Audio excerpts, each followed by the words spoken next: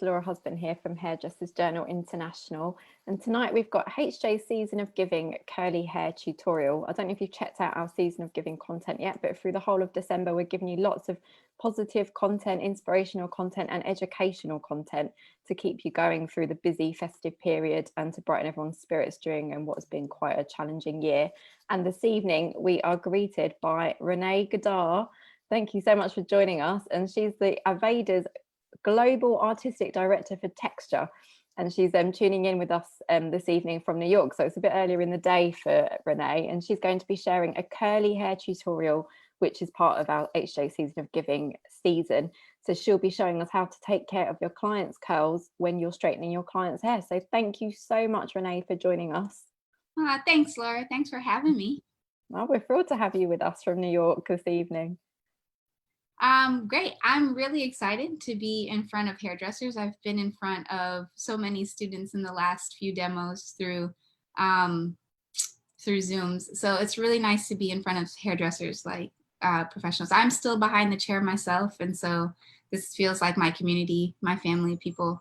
And because it's the holiday season, a lot of women of color, a lot of your highly textured guests are going to be wearing their hair straight, because usually, well, here in the US, humidity is usually lower. And we wear our hair straighter because there's not as much to combat. But what I wanted to cover is like how you do this in a way that preserves the curl. Growing up, when anyone straightened my hair, the integrity of my curl wasn't the concern. The concern was straightening my hair. And now, this day and age, everyone's really trying to take care of their curls, because once they wet their hair down from a blowout, they want their curls to come back with all the integrity that it had prior to getting a blowout.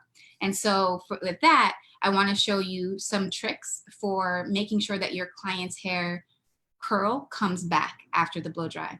So what you're trying to mitigate is heat damage, essentially. And how you can get heat damage is by adding in too many families of heat.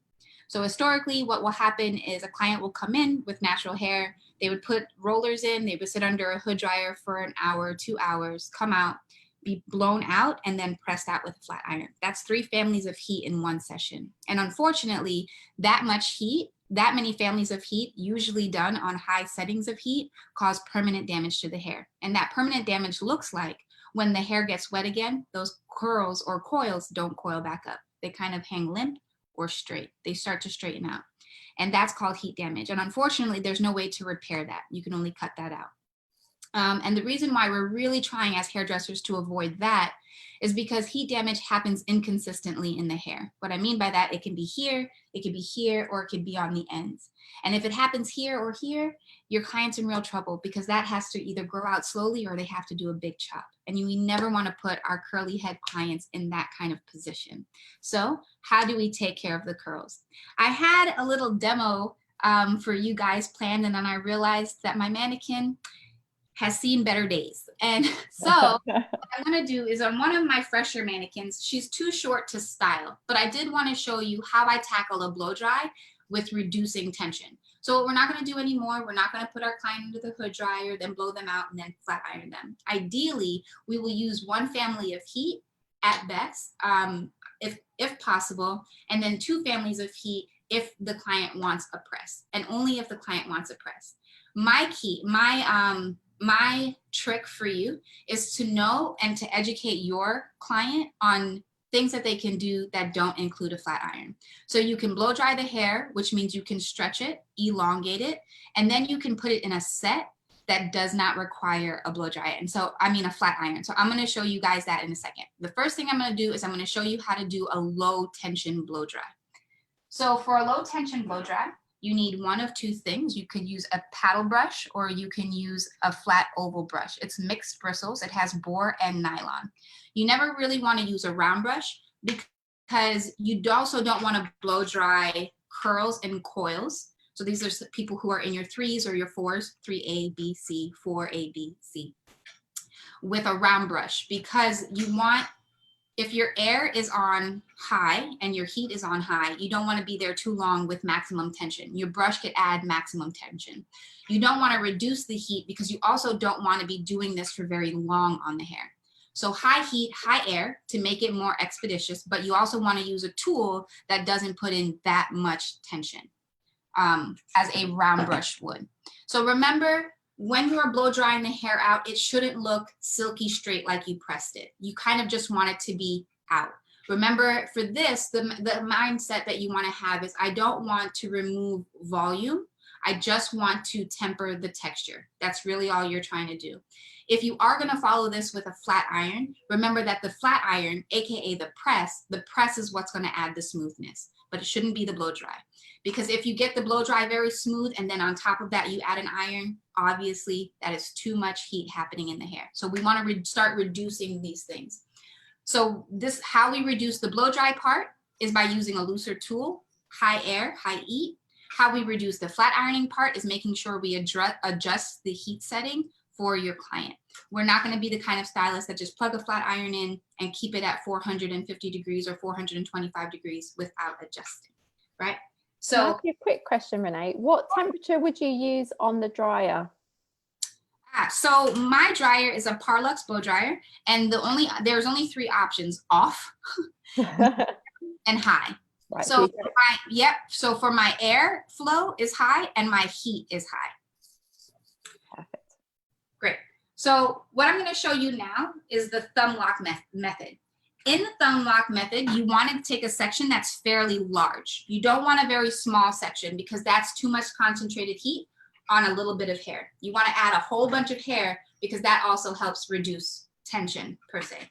So here I have my client separated into 4 quadrants, and I'm going to take this back quadrant and I'm going to split it into 2. And this is what I normally do to my own hair. So I split it into 2 just so that I can get the center. I'm going to hold the hair up so my brush is near the scalp and my thumb is behind the brush. That's called a thumb lock. So this is called a thumb lock method with a great deal of hair. You'll see me pass the heat on top, on the side, on the bottom, and the other side. So all around my section to try to get it all dry. The reason why I'm not holding this down is because, remember, we're not removing volume. We just want to mitigate the texture. We want to loosen the texture. So I want to keep my volume in. So I'm going to press the button to make sure that my And just while Renee's doing that, anyone tuning in, if you have any questions, please do feel free to ask. I'm sure Renee will be happy to answer those for you. I love questions. Raise this up to try to get a little more like, great.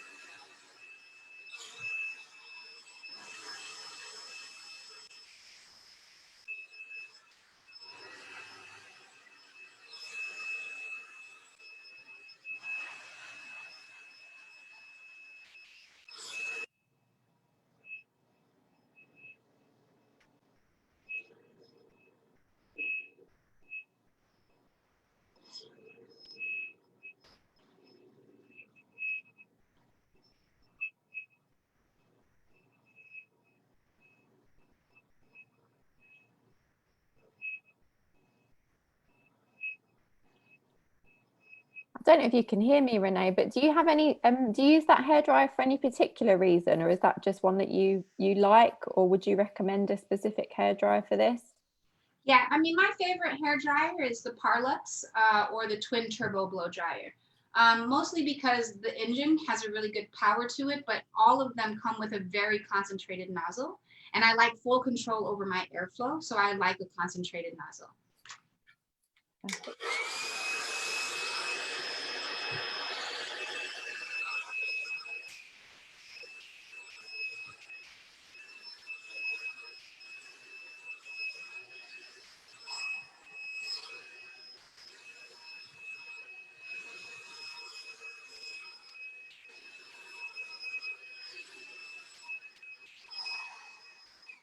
So I'm not sure if you're able to see. What I want you to make sure to log is that I never brought the hair down with the brush in it. So you want to make sure that your hair stays up the whole time because we want volume in the hair, even though we're removing some of the texture. So if you can see, her hair is not pressed very straight because that's not the goal. She still has body in it. It still has a little something because I'm going to either put it in a set or I'm going to do that with the press. So really, I'm just trying to get it dry with as little tension as possible. Right, and I'm just gonna do this little section and then we're gonna move on to just seeing it in some pictures. What our options are that don't include a flat iron.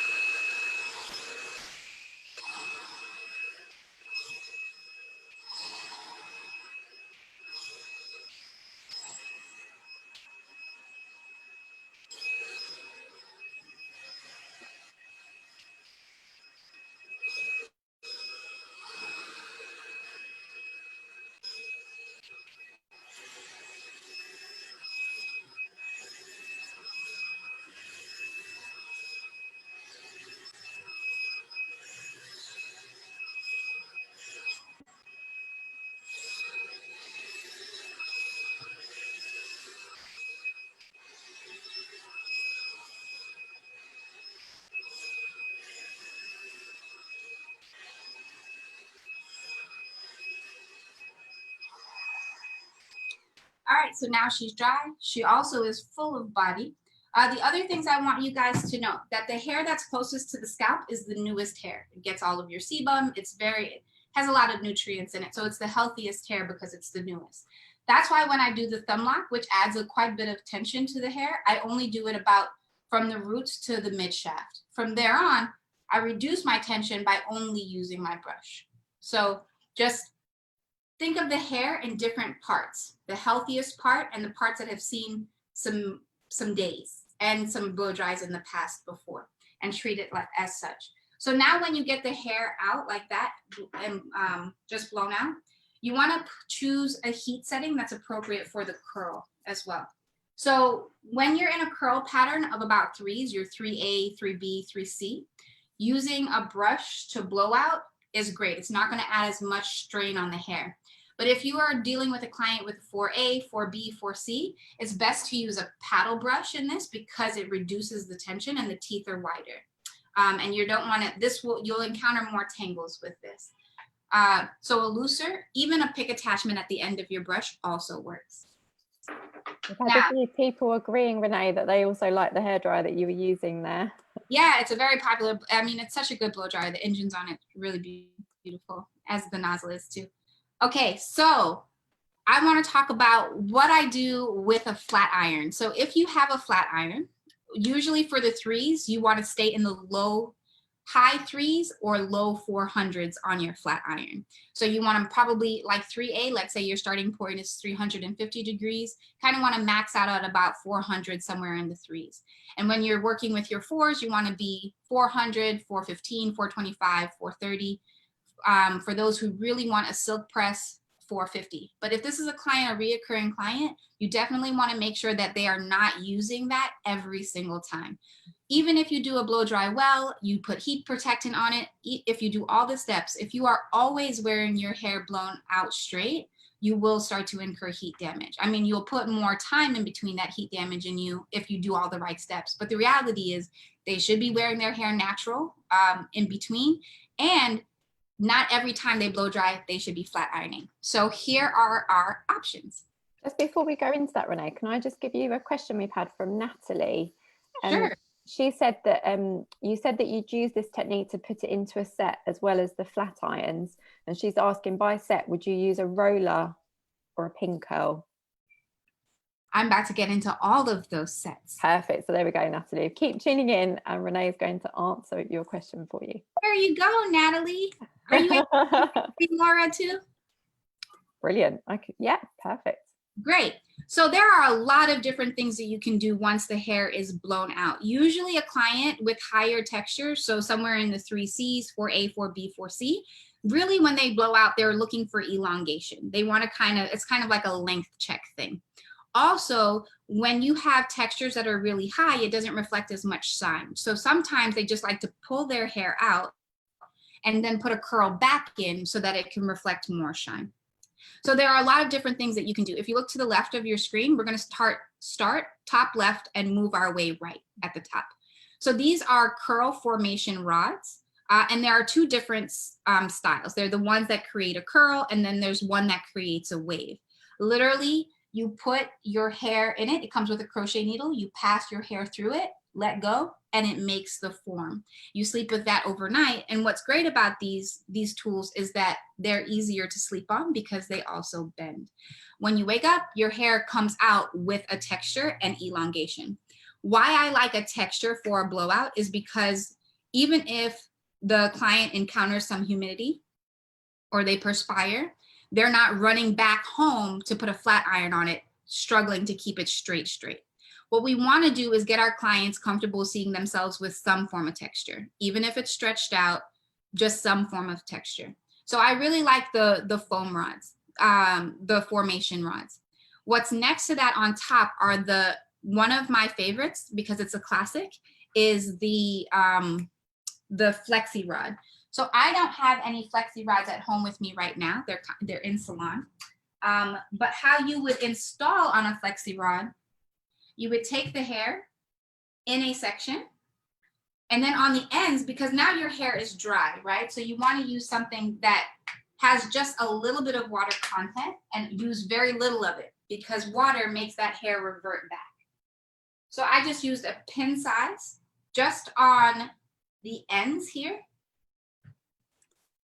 And then I will turn the hair. And I'll start at the end of my rod, flexi rod. Oh, Renee. Yes. I was just going to say, if we're able to maybe stop sharing your screen so we can see you while you're doing this part. Yeah, of course. Is that better? Yeah, that's better. Hopefully everyone can see you now. Yeah, okay. So I'm going to do that one more time. So I put a little something on the ends there, which I put the Aveda Brilliant Universal Styling Cream. It has a little bit of a water content, but what I like about it is that it's a cream. I put that on the end so that I kind of have some stick. I work at the end of my tool, and then I start moving up my tool. So the hair isn't, I need to turn it again. So the hair isn't overlapping, but sitting right next to each other as it crawls up the tool. Then I take it, I close it, and I sleep with that. So like, you can use a perm rod or you can use a flexi rod. You put a silk wrap over it, you sleep overnight, and you take it out the next morning. In the salon, Renee, do you stock these so that clients can take these home with them? No, so usually what I end up doing, and so this is usually tips and tricks I give my clients to do at home, right? There are some things I could do in salon, and there are some things that they just need to do at home. Yeah. So usually in salon, when I do a textured blowout that is not turning into a flat iron, I usually give them Bantu knots, because all is required of me is just an elastic. Yes, that makes right. sense.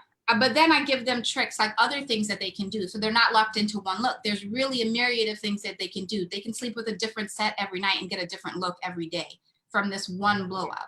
It's brilliant, you know, and you just you want to give them take home knowledge. 100%. So I'm going to share my screen one more time so we can go back. So that's a flexi rod. Right next to that is the perm rod, which is what I just showed you. All the way right is my absolute favorite. It's the one that I do on myself a lot, is the Bantu knots. The smaller you do the Bantu knots, the more texture you'll have, which means the more shrinkage you have.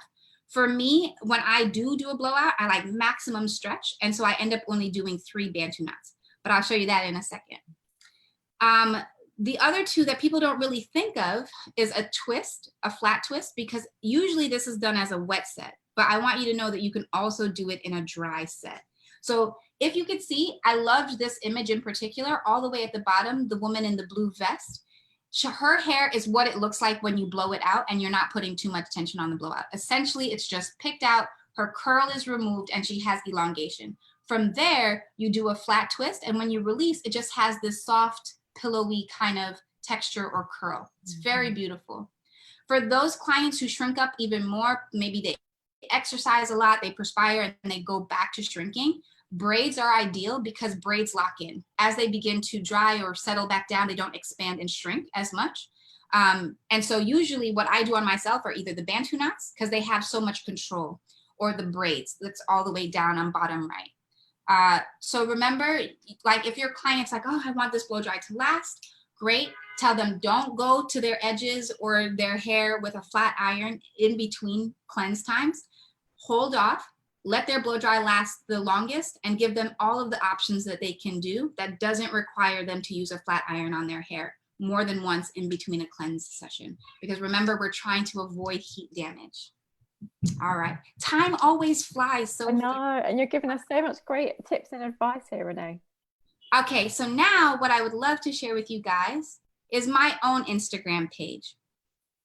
It wasn't wash day for me, so I couldn't do a live demo on myself for the hair journal, but ideally I would have. So I kind of wanted to show you on my Instagram page. This is also my Instagram. There's the My Hair Archive. And in the My Hair Archive, I kind of show what I usually do. So I pick my hair out after I've had it in braids for a while. I cleanse. Don't worry when you lose hair. And then I blow it out.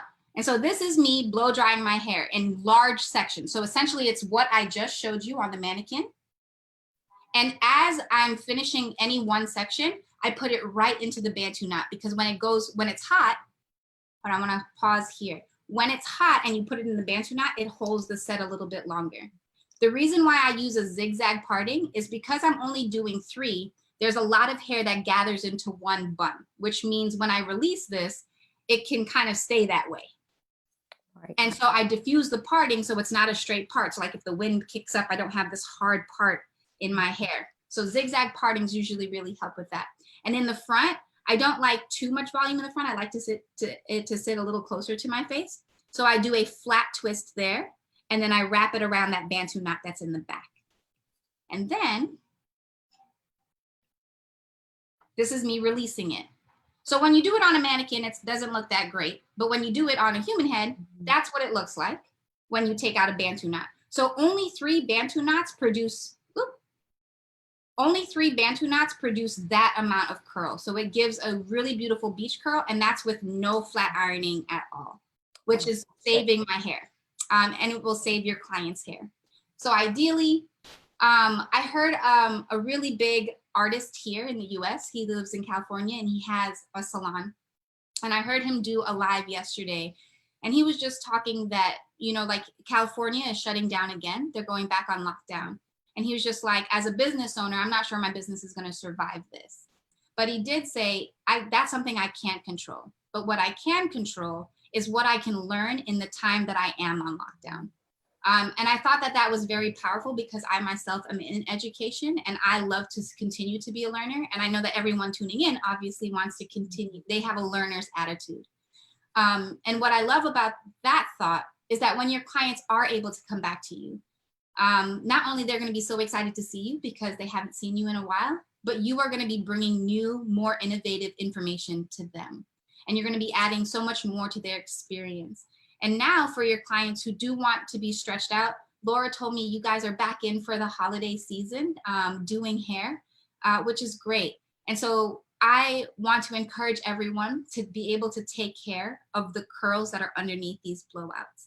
I'm a huge advocate for that, because in history's time, it was just about getting the hair as straight as possible, the blowout, with no real consideration for what was naturally underneath. And even though a woman of color or anyone can wear their hair straight or curly and there's no judgment, when they do go back to curly, we want to make sure that it curls the way it did prior to the blowout. So making sure that our clients have all of the options to help reduce the effects of heat damage on the hair. And that's it. That's fantastic, Renee. And it's so important, isn't it, to be able to educate your clients on how to protect their hair as well, especially with lockdowns coming and going, and making sure that they don't ruin their hair between seeing you as their professional hairdresser.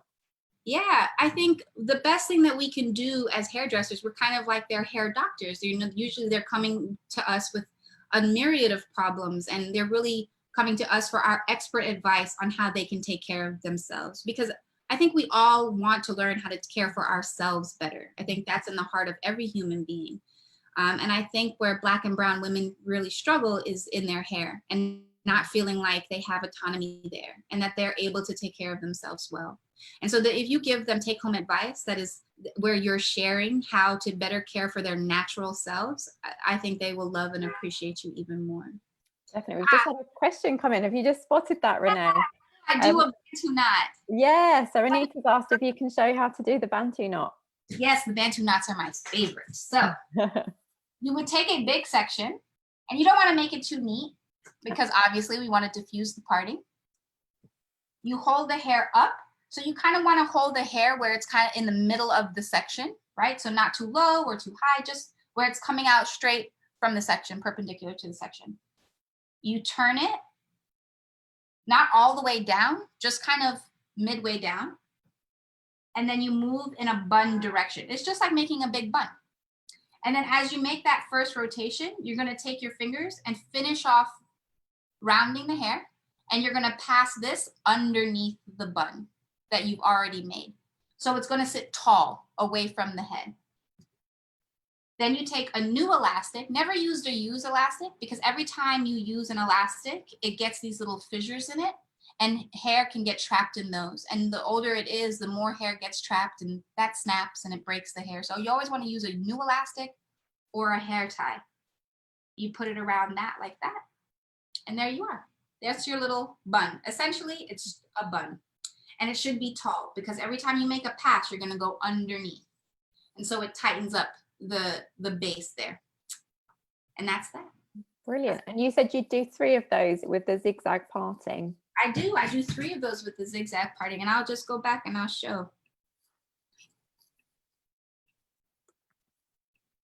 Just so that you can see. And I also wanted you to see that you see how my buns are tall? How at every pass it kind of goes the pass goes underneath, so they're tall buns. And then when you release, you just rake through with your fingers. Just use your fingers to rake through. And usually for the release of any of these sets, you just want a little pick so that you can diffuse the whatever parting you had, and then you want to try to not disrupt the rest too much. Brilliant. So just fingers or a pick at the root. Fantastic. And Renee, if anyone wants to experiment with this at home, do you have any suggestions for mannequin heads with textured hair that people could invest in to kind of experiment with this? Absolutely. My favorite mannequin head right now is from the company Pivot Point, and it's the amber. So they have a Naomi, which is a looser curl, and the amber, which is a more tight curl. All mannequins are permed, but this one is permed really well, actually. And I think that it'll give you the most realistic finishes on what you would get on a client. Fantastic. And in terms of the service in the salon, do you offer this as a specific service in the salon that you give to your clients? Yeah, so I don't color. All I am is a cut and stylist, right? So what all of my clients get for the same price, and I book on the hour, is a wash, cut, and style. And that usually includes a blowout. So if my client just gets a blowout and I put it into Bantu knots, there's no extra charge. But there are add-on charges for a flat iron and an add-on charge for sitting under the hood dryer. So if any of these sets, they want a flexi rod set or they want a perm rod set, what I'll do is I'll put the rod in, I'll put them under the dryer for about 20 minutes so it heats up, and then I put it on the cool setting so it cools back down. What that does is it locks in the set. So there are add-on prices for those times. Brilliant. We've just had another question come in saying, do you do that straight from the blowout when the hair is still warm? Yeah, the Bantu knots, yes. So I will divide the hair for myself, on myself included, and on my client. I divide the hair and where I kind of want the Bantu knots to be. And I blow it out in those sections. And as soon as I'm done blowing it out, I put it right into the Bantu knot. Oh, brilliant. We've had a very specific question here. Would you use the L'Oreal Steam Pod? I don't know if you have that in the US or not. Yeah, we have a bunch of different steaming options. I would never steam the hair after I've already blown it out, but steaming hair is really great for deep conditioners. A lot of your Afro textured clients have been taught in the past to sleep with deep conditioners in. We are now growing in knowledge and know that that's not the right thing to do. So we're trying to figure out how to maximize deep conditioners in the 20-minute time frame that we are told to use it in. And steamers are a great way to maximize the deep conditioner within the 20-minute time frame. Oh, fantastic. Everyone's loving this, Renee, so thank you so much. Oh, great. Oh, we've had another question saying, could you please show us how to add hair to the knot? Oh, how you would add extensions to it. I'm assuming, Margaret, if you can just clarify for us your question there. She said, could you please show us how to add hair to that knot? Yeah. So Yeah. I don't have any additional hair on me right now, but I could talk you through it, Margaret. So what you would do, so what you would do is you would make your Bantu knot just like with the natural hair, and you would take a crochet needle or one of those beading sticks. Are you able to stop sharing your screen so we'll be able to see you a bit clearer as well, Renee? Yeah. Keep forgetting to do that. Is that better? That's better, yeah, brilliant. And Margaret has come back. She said, could you please show us how to add hair to the knot when you said you wrap more hair around? So what I meant was, so her hair, my mannequin's hair is very short. So when I said that in demoing this, I just meant if their hair was longer, like my hair is a little bit longer. So I would turn and wrap under the bun, the leftover hair. Now, if you wanted to, a lot of people wear Bantu knots as a style out in the street now. And sometimes they have very short hair and they want to add in hair. And how you would do that with this is you would make your bun, and then you would take a crochet needle and pass it under the bun, put additional hair through, and then bring the hair through. So then you have hair on both sides of this. You turn it, and then you just wrap it around this bun, and you use another elastic to keep it. And that's all you'd have to do to add hair to it. Amazing. Thank you so much, Renee. All these questions are coming in right at the end, just as we're getting close to wrapping up. But Sharon has said, what products would you use when setting the hair in any of the ones you showed? And do you lightly respray the hair each night? No, so I wouldn't respray the hair each night. When you are just now putting in a set, you just want to use a little bit of a cream. And in this case, the universal styling cream, you want to use like kind of a natural based cream. Now, all of these creams will have water in them because water is what gives us moisture, but you want to use very little. And anytime you are using a cream in any of these sets, you want to make sure that it's a high tension set. So not a Bantu knot, but perhaps a braid or one of the flexi rod or the perm rod, just because it's stretching the hair as it turns, and that creates more straightness. Because what will happen with water-based products is that the hair will start to revert. So you want to make sure that something with a little bit more tension is going into the hair after you use the cream. For me personally, when I sleep in these Bantu knots at night, I add no other products to it. Once a week, I'll add oils to my scalp, but I'm not adding any more products to my mid shaft to ends because I like it to stay bouncy and loose. Brilliant. And what was the name of the Aveda cream? It's the Brilliant line. It's in their Brilliant franchise, and it's called Universal Styling Cream. Fantastic. We've also had a question, Renee, asking about Plexus, and do you find Plex treatments to be good? I don't know what Plexus are. I guess the brand that this person has mentioned is Olaplex. Oh yes, no, yeah. I love Olaplex. But lots of different brands have their own Plex equivalent, don't they? Yeah. So even Aveda has one. Aveda came out with their Botanical Repair brand. I like it more than Olaplex. I loved Olaplex prior to this one. I know that I'm biased because I work for Aveda, but the reason I work for Aveda, because I wasn't with Aveda before, but the reason why I took this job with Aveda is because of their commitment to natural plant-based products.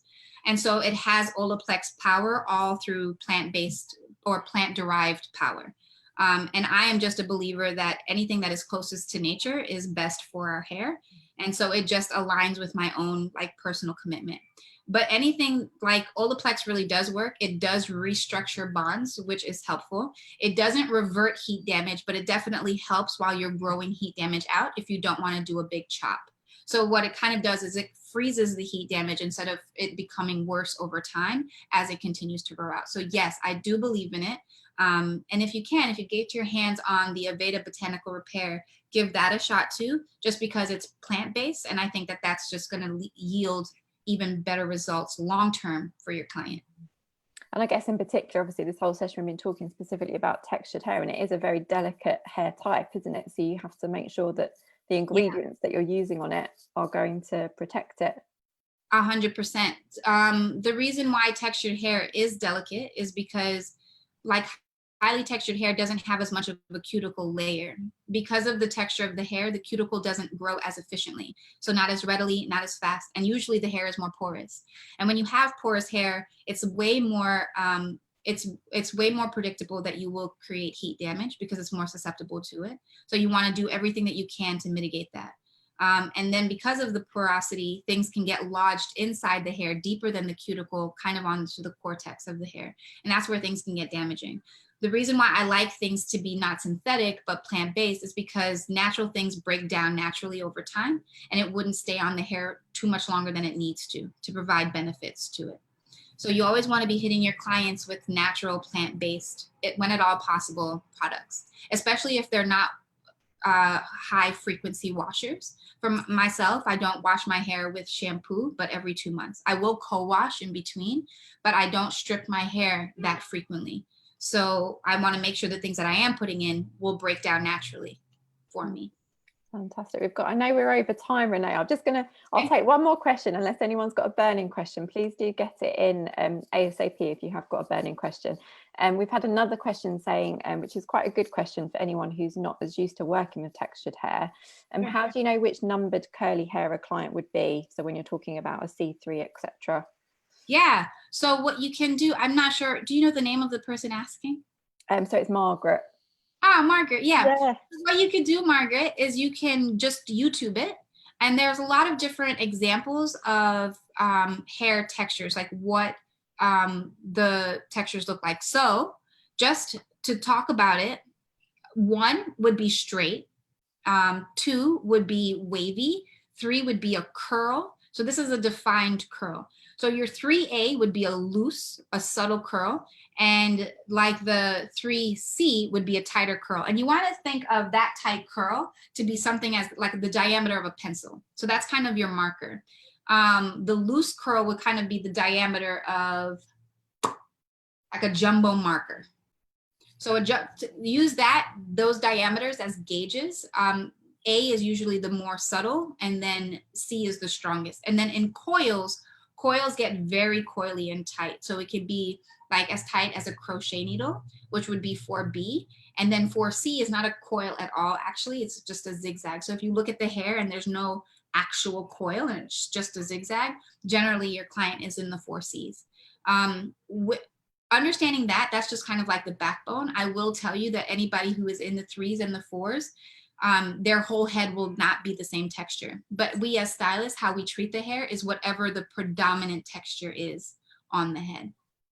Thank you so much for that, Renee. And do let us know, for everyone tuning in, if it would be useful for us to do a whole session on the different curl types. Yeah, because that could be a whole session in itself. And we do, Margaret, if you have a look on our website, hji.co.uk, and you put into the search bar curl types, you'll see articles that we've done on the different curl types as well. But it's interesting to see, this could be quite a useful educational thing that we could do again as well, where you could go into detail for each different curl type. Yeah, I would love to do that, because there's also like a proposed wash or cleanse schedule that goes with each texture that would better take care of each texture, and then heat settings on a flat iron. So there's a lot we can get into with each. If everyone's down to do another session on that, I'm more than willing. Renee, do you find that clients know themselves what their curl type is, or do you have to educate them? Yeah, no, well, I do have to educate them, because a lot of people do like the YouTube education. Mm-hmm. Unfortunately, a lot of Black women, when they started going natural, the salon world weren't keeping up with their clients. And a lot of people didn't know how to do textured hair, which led a lot of women who had textured hair searching amongst themselves for a lot of answers. And a lot of that they found on YouTube. So there's a really large Black woman YouTube population. And that's where this whole number system derived from.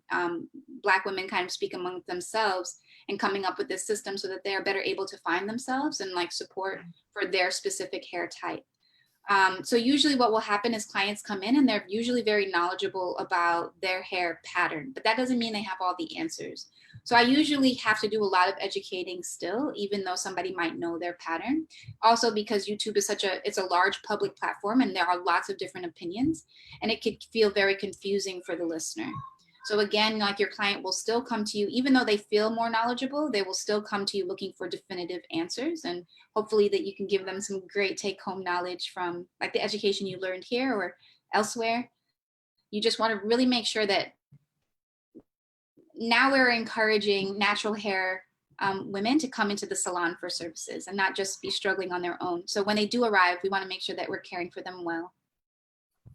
Fantastic. That's a great way to kind of summarize, Renee, and anyone tuning in, obviously you want to do the same with your clients in your salons as well. So thank you so much for joining us, and to Renee for giving up her time to share all these words of wisdom with us. Oh, it was a pleasure. And Renee, what's your Instagram account for anybody who wants to have a look back through your stories where you've shown how to do the Bantu knots on your own hair, etc., so that anyone tuning in can practice on mannequin heads themselves? Of course, I'm going to say it out loud, and I'm going to also put it in the chat. So it's at Renee, ReneeSRH. Perfect. So it's up in the chat now. Brilliant. It's in our Zoom chat. So anyone who's on the Zoom, you should be able to see that now, and we'll be able to put that into the Facebook comments if you're joining us from Facebook as well. It's been an absolute pleasure, Renee, a really fascinating session. We've had lots of thank yous, and everyone's really loved learning from you. Everyone's learned something tonight, which has been fantastic. Oh, that's awesome. That's really good to hear. So I hope this is not the last time we see you, Renee. I hope we'll be able to do something with you again very soon. I hope so too. Laura, thanks for having me. We've absolutely loved it. Thank you again, Renee, and thank you to everyone for tuning in this evening. Good night, everybody.